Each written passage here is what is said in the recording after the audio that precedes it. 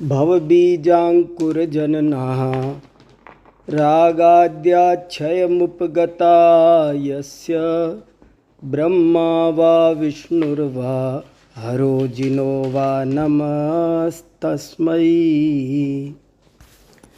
भारतीय ज्ञान परंपरा पर अंतर्राष्ट्रीय संगोष्ठी चल रही है और उसका ये सबसे पहला सत्र है और मैं समझता हूँ कि ये पहला ही सत्र बहुत शानदार हो गया है। इसमें एक सबसे ज़्यादा उल्लेखनीय बात तो ये है कि आज जो हमारे मुख्य वक्ता हैं वे हमारे विश्वविद्यालय के ही उत्पाद हैं। ऐसे ही जो साधना शर्मा जी यहाँ पधारी हैं वे भी यहाँ की ही उत्पादन हैं। ये दो लोगों ने हमको आज इस विश्वविद्यालय को गौरवान्वित किया है, इसलिए मैं सबसे अधिक आज सबसे पहले इन दोनों का हृदय से अभिनंदन करता हूँ। दूसरी बात, इतना कम समय होते हुए भी उद्घाटन सत्र में अधिक समय लग जाने के बाद भी हमने कम समय में एक शानदार सत्र का आयोजन किया है। इस सत्र में योग पर भी पत्र पढ़ा गया, व्याकरण पर 2 महत्वपूर्ण शोध पत्र पढ़े गए, गंगा जैसे महत्वपूर्ण विषय पर एक सुंदर शोध पत्र पढ़ा गया, धर्मशास्त्र पर एक शोध पत्र पढ़ा गया और 2 शोध पत्र शिक्षा शास्त्र जैसे विषय पर पढ़े गए। माने इतने सुंदर सुंदर विषयों को हमारे इस सत्र ने समायोजित किया। ये भी इस सत्र की विशेष उपलब्धि है।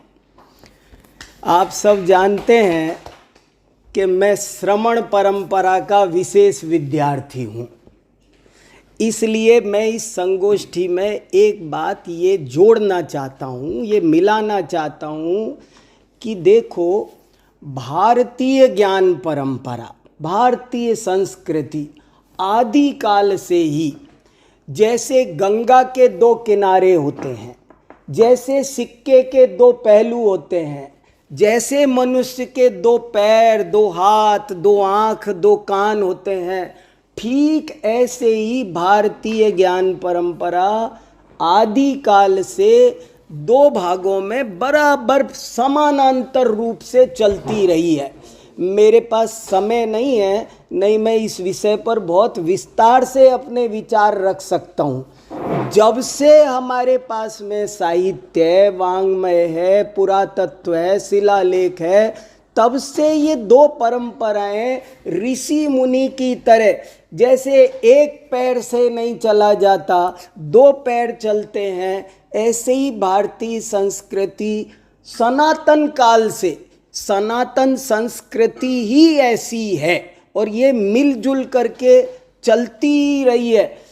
चाहे पाणिनि तक में भी देखो तो यथा श्रमण ब्राह्मण्यो हो, जगह जगह आपको वेदों में, भागवत में, 18 पुराणों में, जैन ग्रंथों में वैदिक परंपरा का उल्लेख। जैन आचार्य कहते हैं योगीयते वेद पुराण शास्त्रई सदैव देवो हृदये ममास्ताम। श्रमण परंपरा में वैदिक संदर्भ मिलते हैं, वैदिक ग्रंथ परंपरा में श्रमण संदर्भ मिलते हैं, तो ये दोनों बहुत मिलजुल कर चलती रही हैं। मैंने जो शोध पत्र अभी सुने, मुझे बराबर श्रमण परंपरा के संदर्भ बहुत याद आए। आपने गंगा पर पत्र पढ़ा, जैन परंपरा में गंगा पर इतनी सामग्री है कि आप आश्चर्य करेंगे। शिक्षा शास्त्र पर जैन परंपरा में एक जैन वाङ्मय में शिक्षा के तत्व निशानंद शर्मा की पुस्तक है, 400 पेज की, अद्भुत पुस्तक है। आप एक दफे देखिए शिक्षा शास्त्र कितना है। व्याकरण पर डॉक्टर साधना जी ने पढ़ा, जैन व्याकरण परंपरा पर 500 ग्रंथ आज भी प्रकाशित उपलब्ध हैं। यदि वे भी इस ज्ञान परंपरा में, इस शोध पत्र में थोड़े समाविष्ट हो जाते तो इनका शोध पत्र कितना समृद्ध हो जाता। इस बिटिया ने कितना अच्छा व्याकरण पर शोध पत्र पढ़ा। अगर थोड़ा सा इन सबको भी जोड़ जोड़ करके हम काम करते जाएं, धर्मशास्त्र पर इन्होंने पढ़ा, मुझे अनेक संदर्भ श्रवण परंपरा के ध्यान आते चले गए। अब समय बहुत कम है, भोजन को भी विलंब हो रहा है, इसलिए मैं ज़्यादा नहीं कहता हूँ, लेकिन बस इतना ही है कि हम लोग थोड़ी और योग पर, ये हमारे योग के आचार्य जी बैठे हैं जय सिंह जी, 300 ग्रंथ योग परंपरा में, श्रवण परंपरा के आज उपलब्ध हैं। और जाने कितने हैं, ये तो बताया, कितने मिलते हैं और नष्ट हो जाते हैं कितनी वजह से। तो फिर भी यदि हम इन सब परंपराओं को जोड़ करके, मुझे बहुत खुशी है कि आज हम और हमारी सरकार देश की मूल जड़ों की ओर जा रही है, उसको खोज रही है। नवीन पांडे जी ने बहुत अच्छा कहा कि हमारी शिक्षा पद्धति कमज़ोर नहीं थी, बहुत समृद्ध थी। और इनसे भी मैं कहता हूँ, मैं इनको सामग्री दूंगा। जैन परंपरा में भी शिक्षा के बड़े भारी तत्व और सामग्री वहाँ भरी पड़ी है, शिक्षा की विधियाँ भरी है, शिक्षण की विधियाँ भरी हुई है।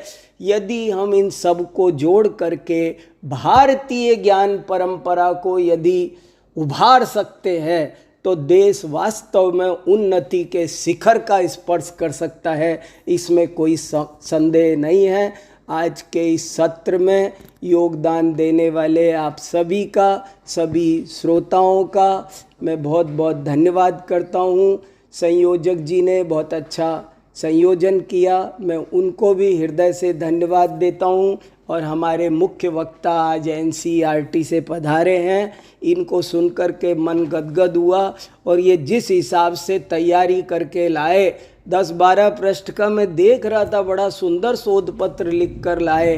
हम इनको, ये हमारे पड़ोसी हैं और हमारे ही विश्वविद्यालय के हैं, मैं कभी इनको मेरे विभाग में बुलाऊंगा, इनका मैं अलग से, मैं मेरे विभाग में सुनना चाहता हूँ। मेरा मन नहीं भर रहा था इनको सुनने से, और मैं मानूंगा नहीं, मैं इनको सुनूंगा ज़रूर। और साधना जी के पिताजी प्रोफेसर अश्विनी कुमार दास जी, वो तो जैन मुनियों के पास रहते थे, निरंतर जैन मुनियों को पढ़ाया करते थे।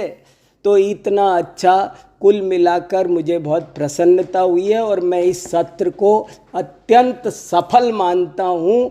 और ये भारतीय ज्ञान परंपरा के विकास में ये सत्र योगदान करे, इसी मंगल कामना के साथ अपनी वाणी को विराम देता हूँ। बहुत बहुत आभार। गुरुवर का आशीर्वाद हमेशा बना रहे। अब जिन्होंने यहाँ पर शोध पत्र पढ़े हैं